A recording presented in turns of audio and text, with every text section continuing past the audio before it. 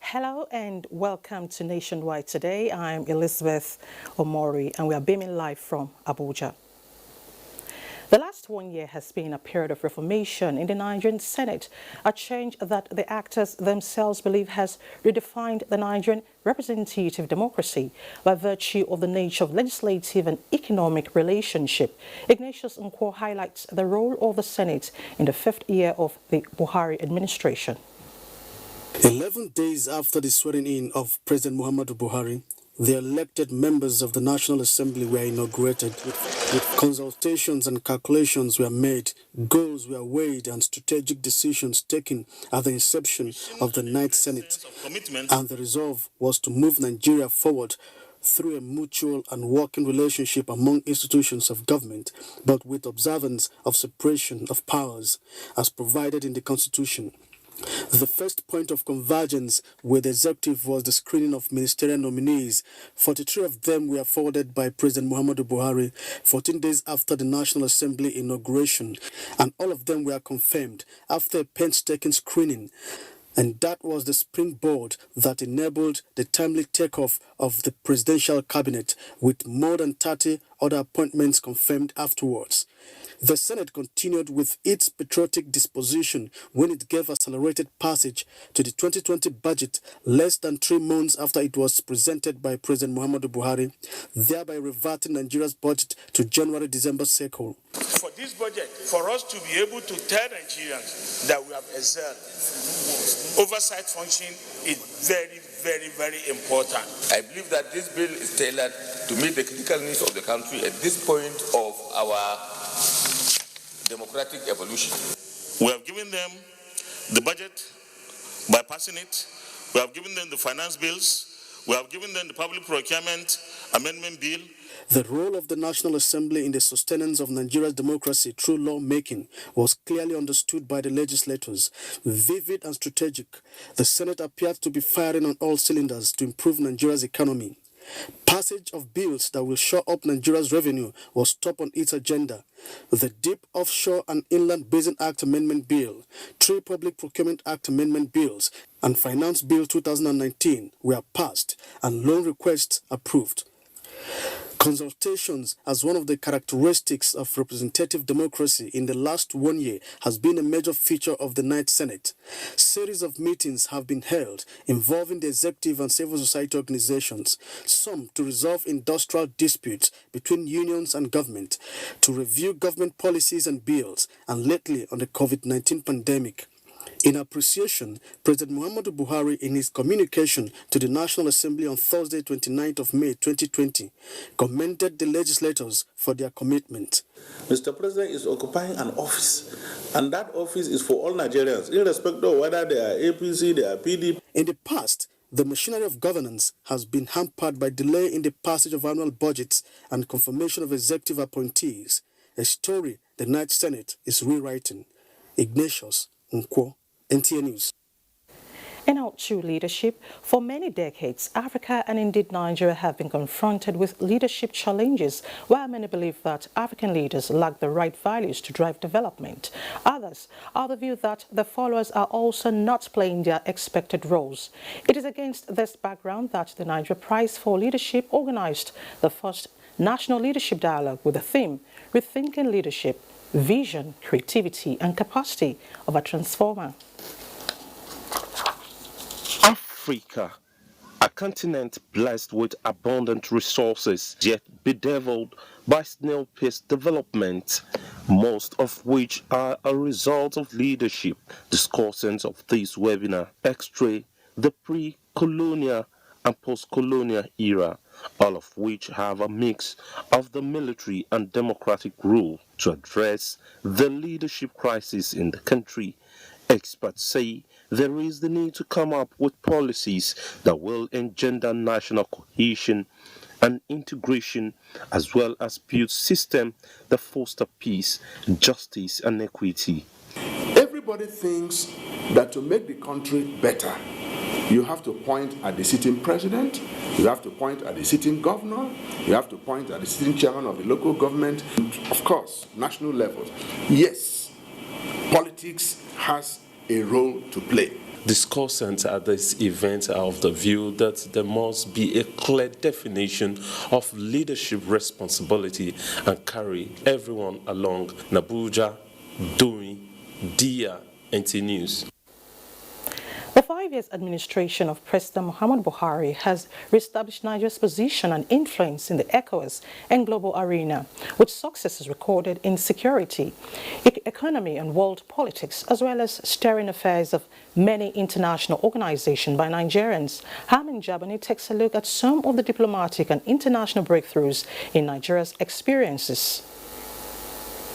The need for Nigeria to be more involved in world affairs and improve its international relations in this era of globalization and the accompanying system of interdependence, saw President Muhammadu Buhari, believing that strengthening international relationships and delivering effective domestic policies will enable Nigeria to set up and play an increasingly vital role in maintaining peace and stability in Africa.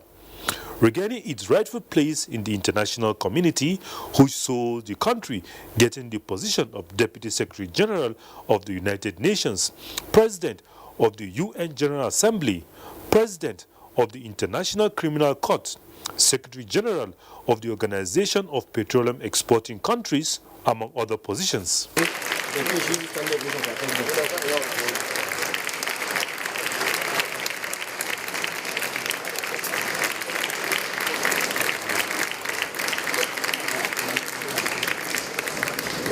Nigeria, under President Muhammadu Buhari in 2016, signed agreement on the identification and repatriation of illicit funds with the United Arab Emirates, engage other countries to ensure the repatriation of Nigeria's stolen assets. For cooperation we have received in our effort to recover stolen funds.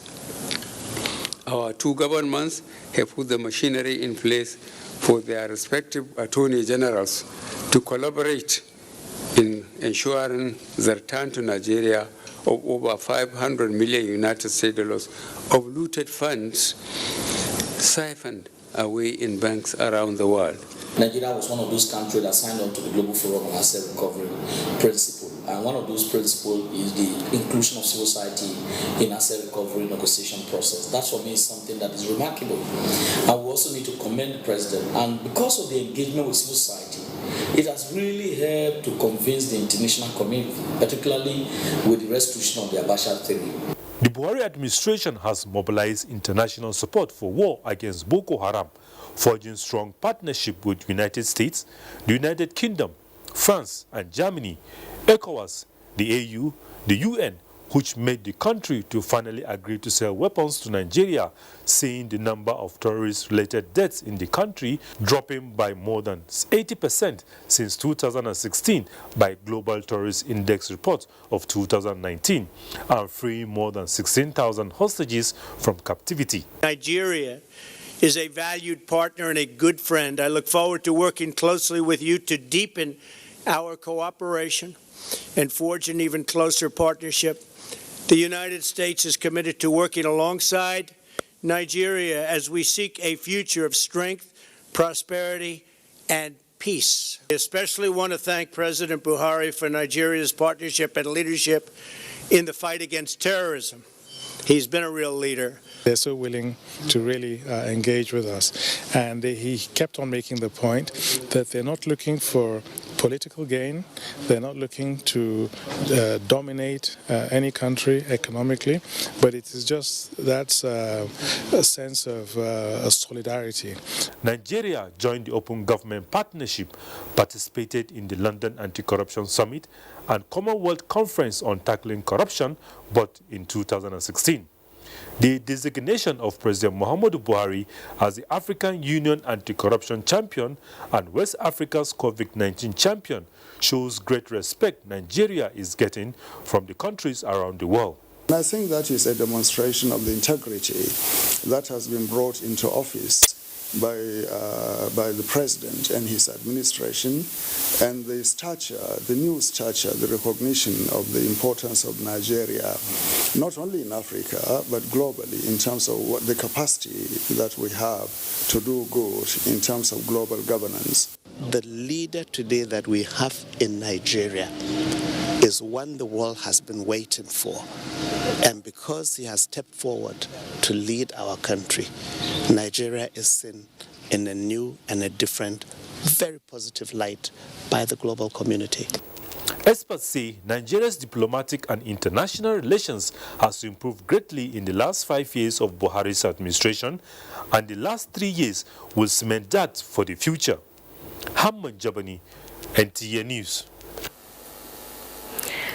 Still on sectorial development, the federal government has successfully moved Nigeria from a food importing nation to a country that is not only food secured, but also at par with world's largest producers of agricultural produce.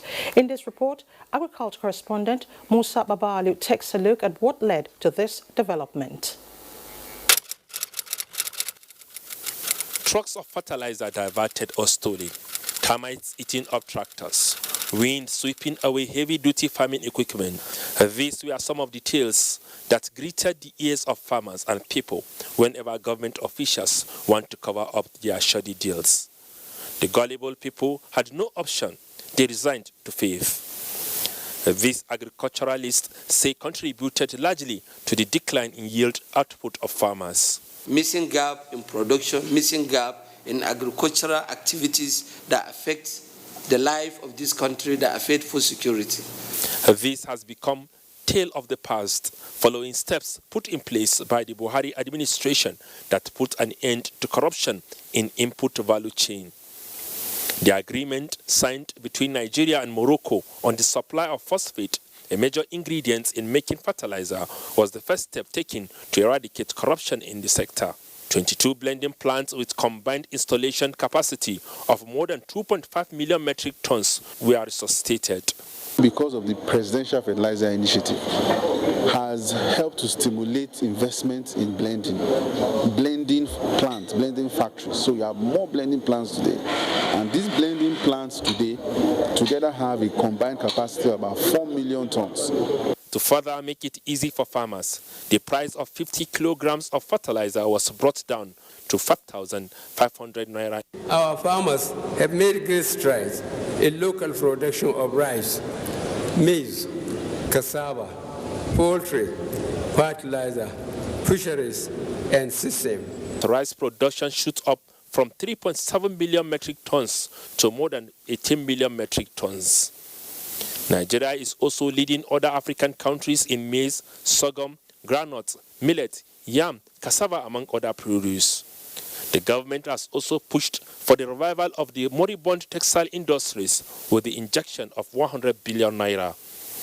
The sector has the capacity to transform Nigeria's rural economy and revive the textile and garment industries by creating over 2 million jobs, improve internal revenue across 3 tiers of government, reduce over $4 billion import bill incurred annually on textiles and apparel, safeguard and earn foreign exchange, and ultimately accelerate industrial development. In order to consolidate the success achieved in agriculture, the government is recruiting more extension workers, while strategy to establish agro-processing zones is underway. We are going to organize all our research institutions to make meaningful research, to develop products and allow them to sell to patent their production. The government is also rolling out a program that will boost the country's dairy and milk production and cut down importation.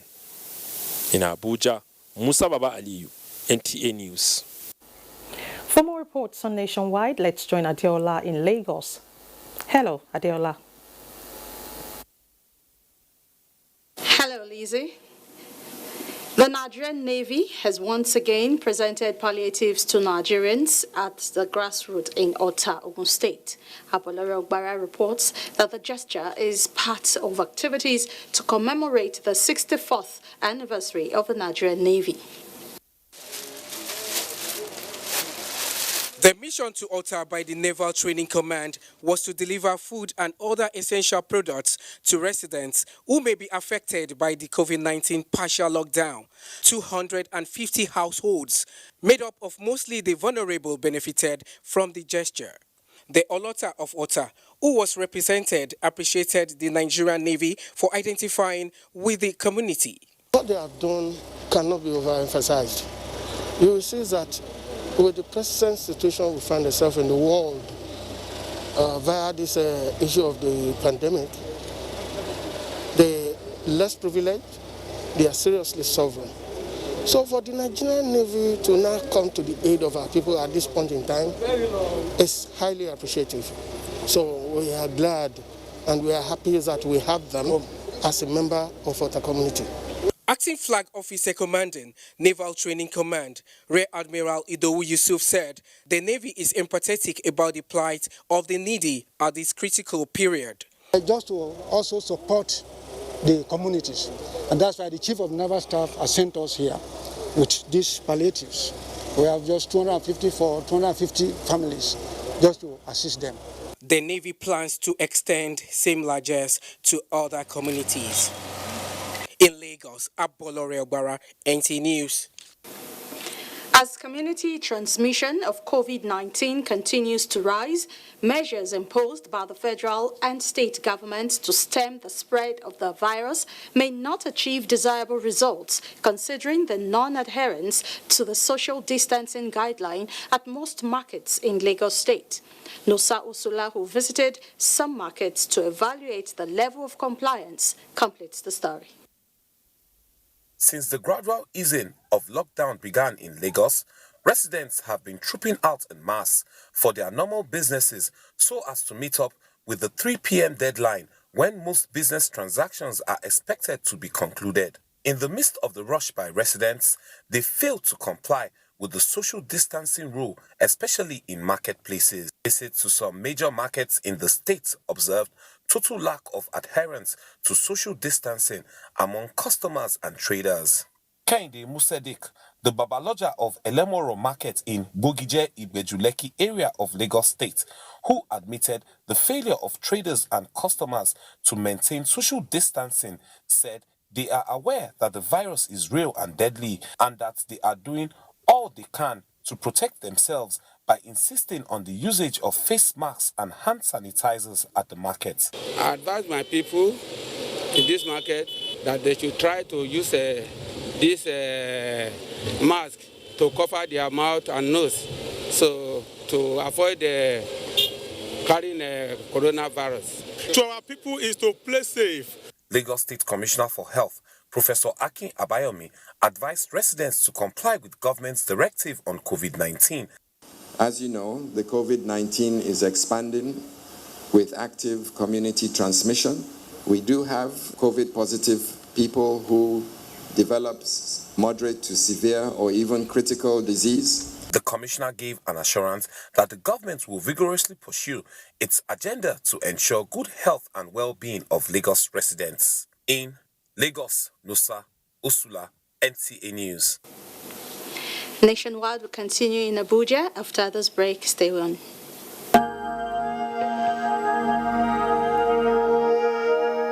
I wish to once again commend the frontline workers across the country who, on a daily basis, risk everything to ensure we win this fight. For those who got infected in the line of duty, rest assured that government will do all it takes to support you and your families during this exceedingly difficult period. I will also take this opportunity to assure you all that your safety, well-being, and welfare remains paramount to our government. I am using this opportunity to express our deepest condolences to the families of all Nigerians that have lost their loved ones as a result of the COVID-19 pandemic. This is our collective loss, and we share your grief. We have observed the lockdown. We have practiced the measures in order to curb the spread of the virus, but we can do better. The coronavirus spread is increasing daily, and only together can we cut down the numbers and defeat the spread of the virus. Remember, COVID-19 is not a death sentence, and a recovered patient cannot spread the disease. Do not stigmatize. Do not hesitate to report any case, or if you have come in contact with anybody that has been infected with COVID-19. If you have cough and fever, please stay at home and call your state hotline. Find state numbers at www.covid19.ncdc.gov.ng. Remember, it is for your own good and for the good of every Nigerian. Let us do better and defeat the virus. Together, we can do this. This message is brought to you by the Nigerian Television Authority, NTA, Africa's largest television network. Now believe this corrupting. If you touch black man, if you like, gather the whole Niger, come together, make the cough. Nothing. Which one you want? Give me V&D. I beg, get small pieces. How much you want to give her? Give me 200. Take your change now. You don't want your changes. My people, this coronavirus, na serious matter. May una wash una hands regularly. Come use alcohol-based hand sanitizer. If you no see water, wash your hand. Make una sit down for house. You see this virus, so it no get leg. Now we dey waka kurukere.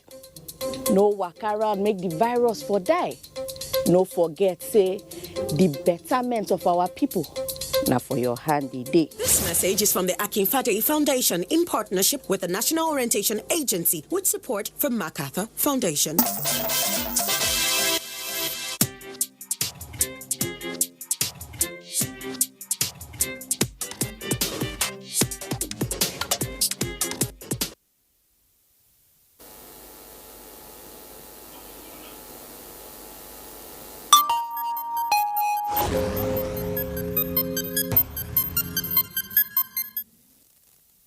Thanks for staying with us. At about 5 minutes before midnight on the 30th of May, the Nigeria Center for Disease Control announced 553 new cases of COVID-19 in the country, bringing the total number to 9,855. This is the highest number of COVID-19 cases recorded in a day since the outbreak in Nigeria. Of the 553 new cases, Lagos has 378, FCT 52, Delta 23, Edo 22, Rivers 14, Ogun 13, Kaduna 12, Kano 9, Borno 7, Katsina 6, with Jigawa and Oyo recording 5 new cases each.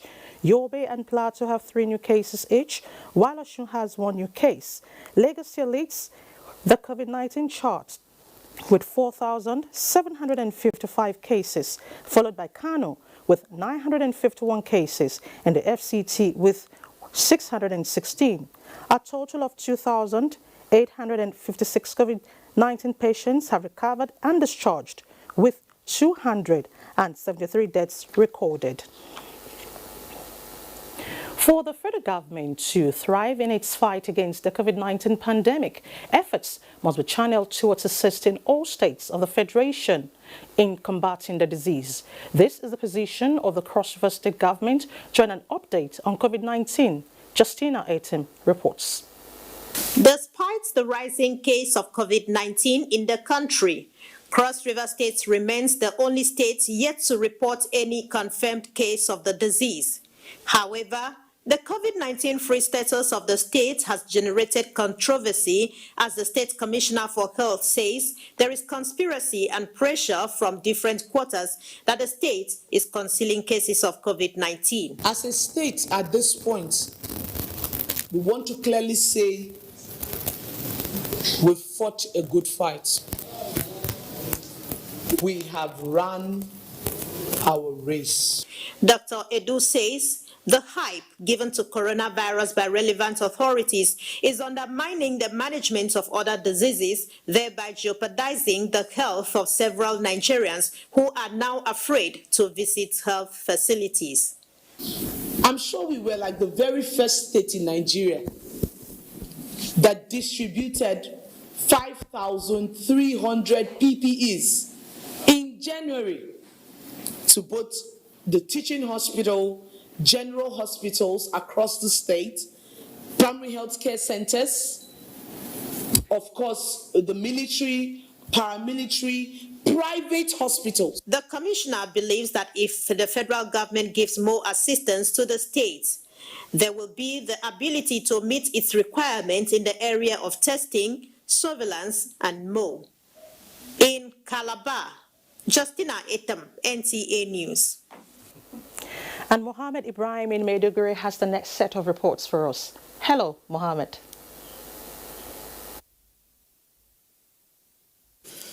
Hello, Elizabeth. Thank you and welcome to Maiduguri.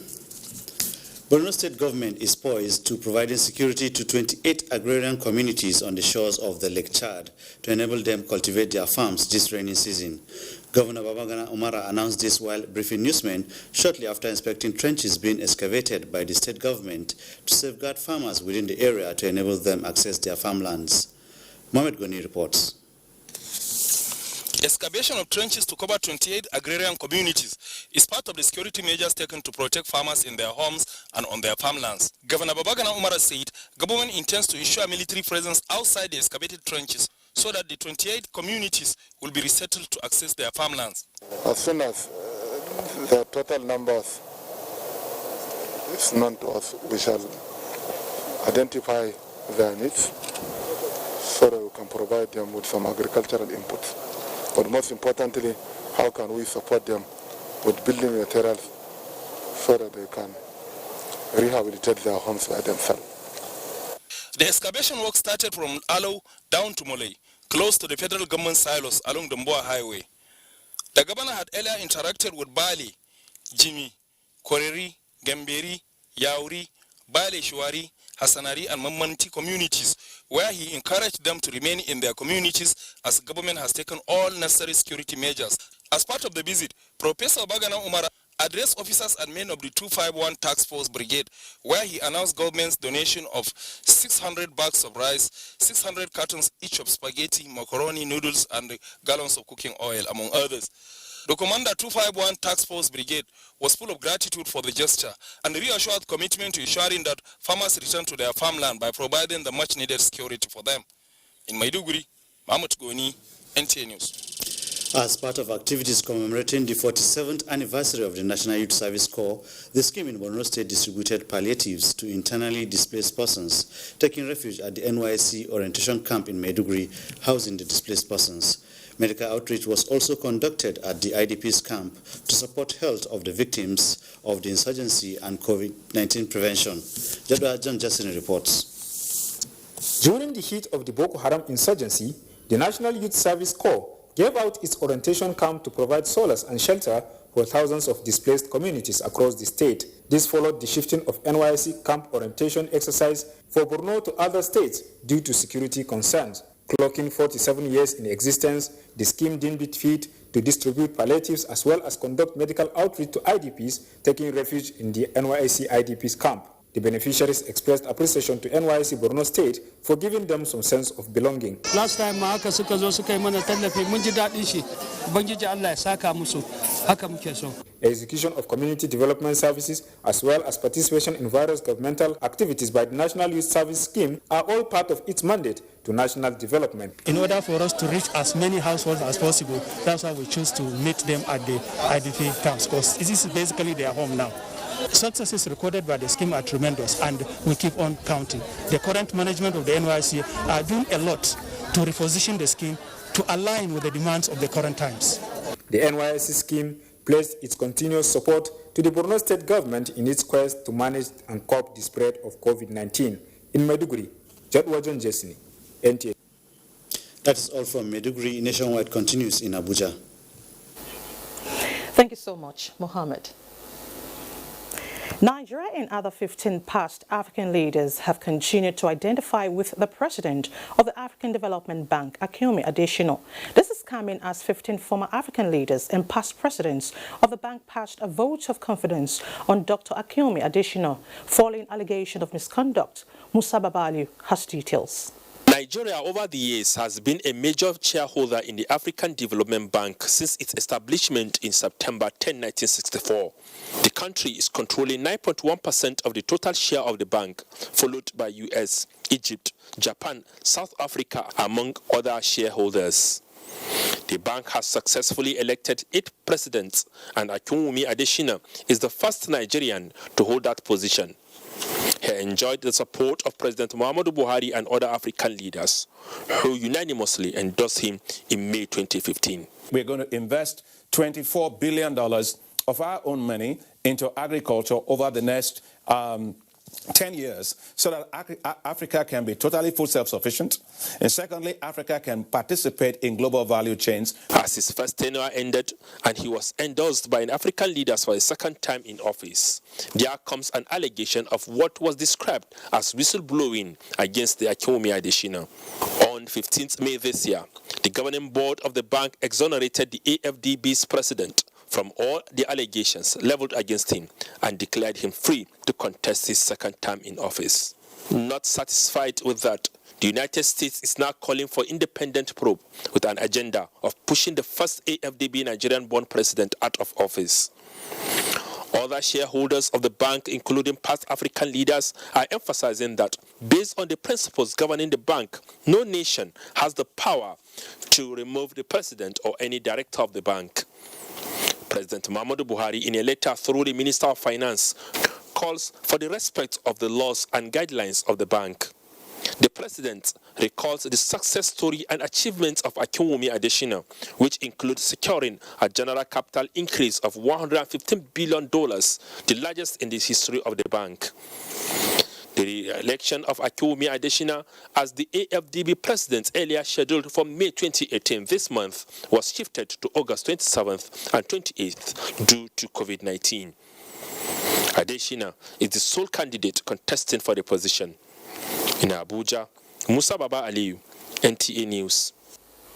The need for all hands to be on deck is important for African Development Bank, chaired by Dr. Adesina Akinwumi, to stay at its enviable height. This is the message of some African leaders in a release jointly signed by 15 former African presidents, including Olusegun Obasanjo of Nigeria, Boni Yayi, Republic of Benin, Haile Mariam Desalegn, Ethiopia, and John Kufuor of Ghana, to show their solidarity for Dr. Adesina, who had been accused of violating the bank's code of ethics by the so-called whistleblower. The leaders said any form of distraction should be avoided for the bank at this time when Africa is battling COVID-19. Dr. Adesina, who had been cleared of 16 allegations leveled against him, has already announced $10 billion crisis response facility to support African countries, launched $3 billion to fight COVID-19, and provided fund worth $3 billion to support women in Africa. The leaders, however, called for respect for rule of law, that established governance system of the organization, which has since been in 1964, for it not to lose its hard-earned reputation. Time now to join Mina in our Enugu studio for more reports. Hello, Mina.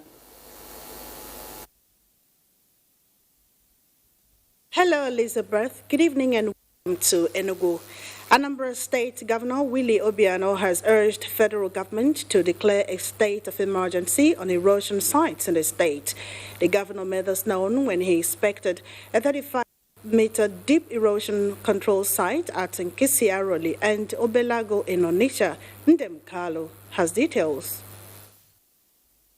The erosion site is one of the 962 active erosion sites in Anambra State. The site is said to have affected more than 40 houses in the area. Governor Obiano noted that it will cost more than 5 billion naira to control the site, hence the need for assistance of the federal government. He added that in the next days, the drainage will be properly channeled. I've seen it myself. It's a lot of houses have caved in. Yes. One of my best contractors, IDC, she assured me that in less than 20 days we will get. If the water is diverted here in the interim, all those other buildings will be saved. Yes. We will start the filling during next dry season. Commissioner for Works, Marcel Ifejiofor, stated that the residents of the area are cooperative, which is making the work to move fast, while contractor handling the project promised to deliver as expected. People of the area are optimistic that the project will be completed and delivered as promised. From Onitsha, Ndem Kalo, NTA News. The construction of the 13-kilometer Abakba-Nike-Emene Link Road in Enugu East Senatorial Zone by the current administration in the state has been described by the people as evidence of government committed to rural development. Inaugurating the road, which connects Nika Lake with the Adoration Ministry's Prayer Center and the Akanu Ibiam International Airport, Emene Enugu, Governor Ifeanyi Ugwuanyi said the bypass was conceived to ease the traffic conjunctions within the metropolis. Susan Eze has details.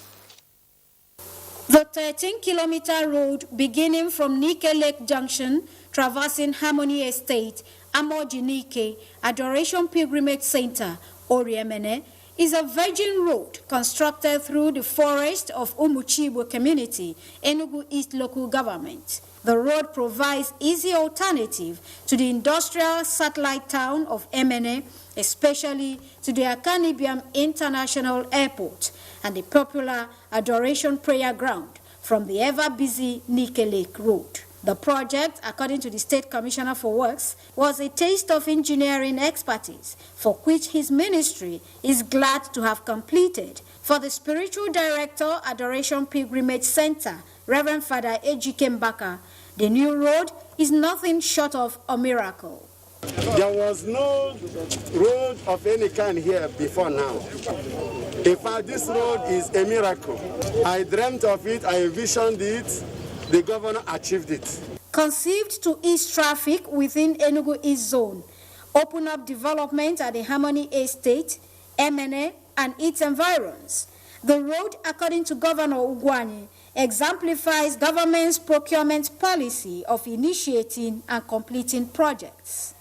While these projects help to inflate the local economy through project spending for procurement of goods and services, it opens a new economic corridor through stimulation of commerce and creation of employment and job opportunities to our teeming youths going forward. First phase of the project from the airport roundabout to Ekeobinago Emene has also been completed and inaugurated.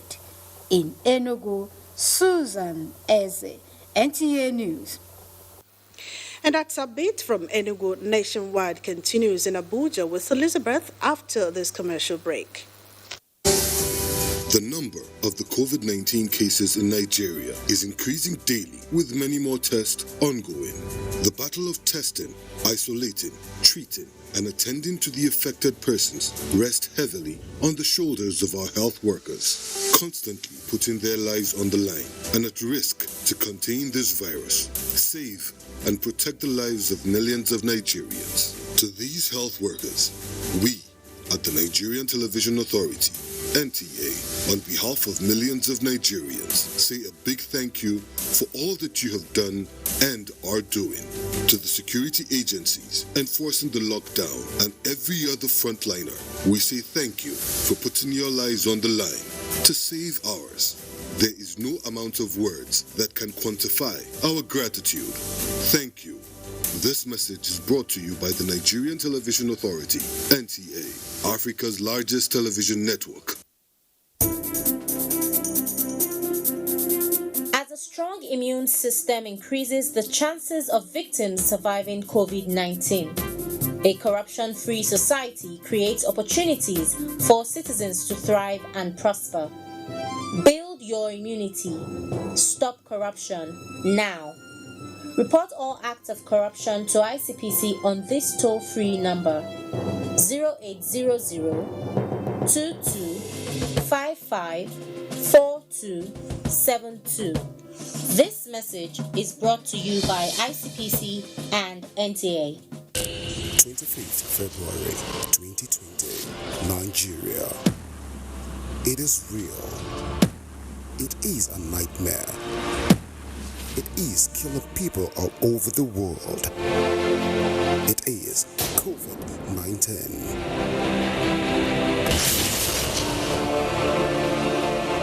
Compliance with the various states in Nigeria, the current measures will flatten the curves. Shutting down is not an act of wickedness, but an act to save lives. Stay home, stay safe. Observe social distance. Always put on a face mask while leaving your house. Make sure you are on a tricycle alone. Cars and buses cannot carry more than half their passengers. Always remember to wash your hands. Together, we will defeat COVID-19. This message is brought to you by the National Orientation Agency, Nigerian Film Corporation, powering possibilities. Nigerians, let us take responsibility. Stay healthy, stay safe, and curb the spread of the virus. Take responsibility. The coronavirus spreads from one person to another. Let us avoid crowd gathering of any kind for any reason. Take responsibility. Avoid traveling from one state to another during these lockdown restrictions. Obey all the rules that are put in place. Take responsibility. Stop spreading fake news and unverified reports about the coronavirus. There is no known cure for COVID-19. Take responsibility. Observe all the measures that can help stop the spread of the virus. Together, we can do this, but only if we take responsibility.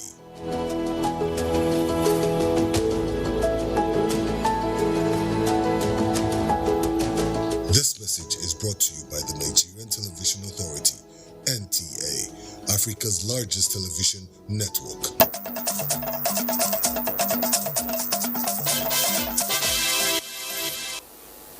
Glad to know you're still there.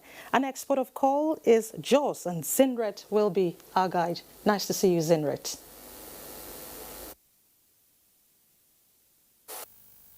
And thanks for joining us in Jos.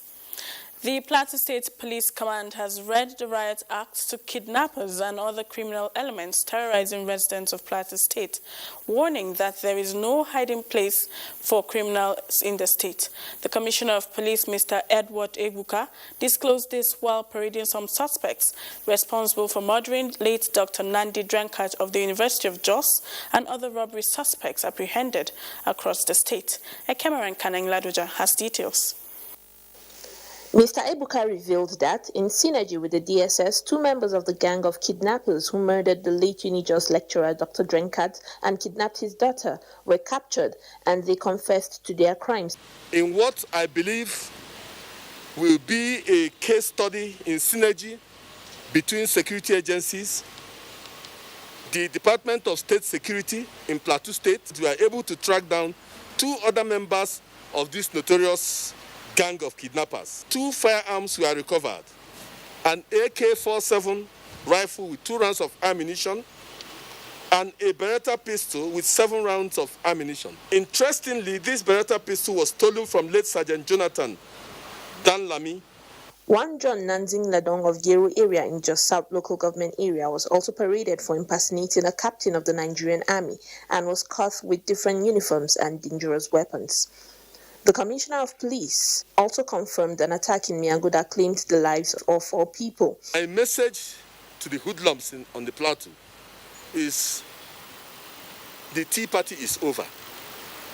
They have no choice but to relocate or change their ways. The commissioner appealed to residents to always provide useful and timely information, as well as be vigilant, as he added that all directives regarding curfew and lockdowns should be adhered to by all. In Jos, Ekemeren Kaneng Laduja, NTA News. Succor has come the way of some women and youth groups in Plateau State by way of palliatives to cushion the effects of COVID-19 lockdown. Minister of Women Affairs Dame Pauline Talen, in a message, urged leaders of the beneficiary groups to ensure equitable distribution among the targeted groups. Alisa Batukai Andrew reports. Women, being the most vulnerable in the society, have continued to receive palliatives from the Minister of Women Affairs, Dame Pauline Talen. This time around, the donation is from the NASCO group of companies, reaching out with bags of rice, spaghettis, cartons of Maggi cubes and salt to widow and youth groups to alleviate the hardship faced in the midst of the coronavirus pandemic. They're giving her every assurance that just like what we know that is in her heart, that these gifts will go down to those who really need it. Really appreciate for the face mask and for her efforts. We really appreciate it. The Minister of Women Affairs, Dame Pauline Talen, represented, said her ministry will not relent in ensuring that women, especially the vulnerable, are supported, as well as youths for a vibrant society. Wherever she can secure assistance to help the Nigerian woman, to rescue the Nigerian child, to educate the girl child, and ensure that they have a good welfare, she does it. The minister assured women for more support, not only in the face of COVID-19, but also in tackling poverty among women and initiatives to improve girl-child education and welfare. In Jos, Alisa Batukai Andrew, NTA News. And that's it from Jos. Elizabeth, it's back to you. Thank you so much, Sindret.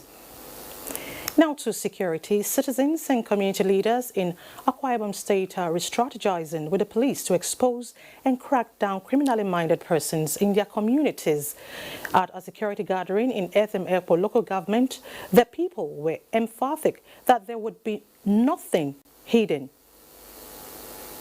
Is clear, and that is the fact that no longer will any individual commit crime and run to any part of Etimepo, Ika, Abak, Ukanafon, and Uroganam local government areas for protection. This assurance came having known that the task of community policing has been formally handed over to them through the Etimepo local government and area command community policing advisory committee. You must expect immediately these committees start functioning is immediate reduction in crime, particularly at the grassroots and various neighborhoods all over Etimepo. Members of these committees are drawn from different sectors. We have representatives of the political class, the traditional institutions, the youth, women groups, the farmers, retired and serving police officers and other security agencies. Now, all of them are coming together to partner with the Nigeria police to ensure that peace and security are sustained. And this partnership is basically defined by accountability and respect for human rights. From Etimepo local government area, Clement Barikui, NTA News. Borno State Governor Professor Babagana Umar Zulum has commiserated with Gajingana community in Magumeri Council area of the state following a terror attack that claimed 17 lives, while 23 others sustained various degrees of injuries. Mohamed Goni reports. About 48 kilometers away from Maiduguri, the state capital, Gajigana, a community in Magumeri local government area, came under terror attack 12 days ago, where the insurgents reportedly used rocket-propelled grenades to attack the security operative base there. Some thatch houses caught fire in the encounter, resulting in the death of 17 persons, with 23 others sustaining injuries. Professor Babagana Ubara sympathized with them and prayed Allah to grant the departed souls eternal rest and the family the fortitude to bear the loss, as well as to avert future occurrence. The governor assured support to those affected to enable them to rebuild their homes and support for the civilian JTF and vigilante, as well as presented 1.7 million naira to support the families of the deceased, with each to receive 100,000 naira. Member representing the area at the Federal House of Representatives, Usman Zanna, appreciated the governor for the visit, which he said was a demonstration of his concern to the security and welfare of the citizens. In Maiduguri, Ahmed Goni, NTA News.